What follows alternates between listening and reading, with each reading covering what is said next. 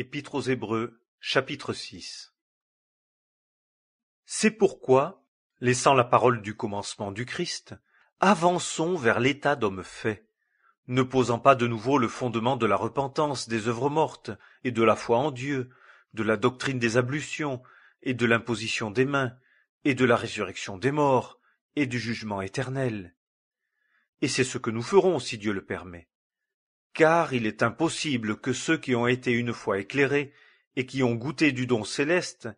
et qui sont devenus participants de l'Esprit Saint et qui ont goûté la bonne parole de Dieu et les miracles du siècle à venir et qui sont tombés,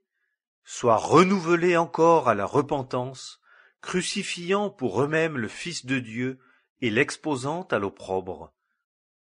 Car la terre qui boit la pluie qui vient souvent sur elle et qui produit des herbes utiles pour ceux pour qui elle est aussi labourée,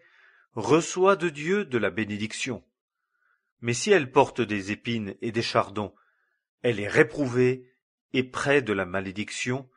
et sa fin est d'être brûlée. Mais nous sommes persuadés en ce qui vous concerne, bien-aimés, de choses meilleures et qui tiennent au salut, quoique nous parlions ainsi. Car Dieu n'est pas injuste pour oublier votre œuvre et l'amour que vous avez montré pour son nom, ayant servi les saints et les servant encore. Mais nous désirons que chacun de vous montre la même diligence pour la pleine assurance de l'espérance jusqu'au bout, afin que vous ne deveniez pas paresseux, mais imitateurs de ceux qui par la foi et par la patience héritent ceux qui avaient été promis. Car lorsque Dieu fit la promesse à Abraham, puisqu'il n'y avait personne de plus grand par qui jurer, il jura par lui-même, disant : « Certes, en bénissant je te bénirai, et en multipliant je te multiplierai. »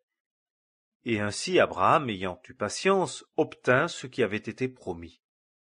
Car les hommes jurent par quelqu'un qui est plus grand qu'eux,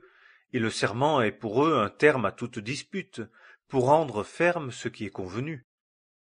Et Dieu, voulant en cela montrer plus abondamment aux héritiers de la promesse l'immutabilité de son conseil, est intervenu par un serment, afin que, par deux choses immuables, dans lesquelles il était impossible que Dieu mentît, nous ayons une ferme consolation,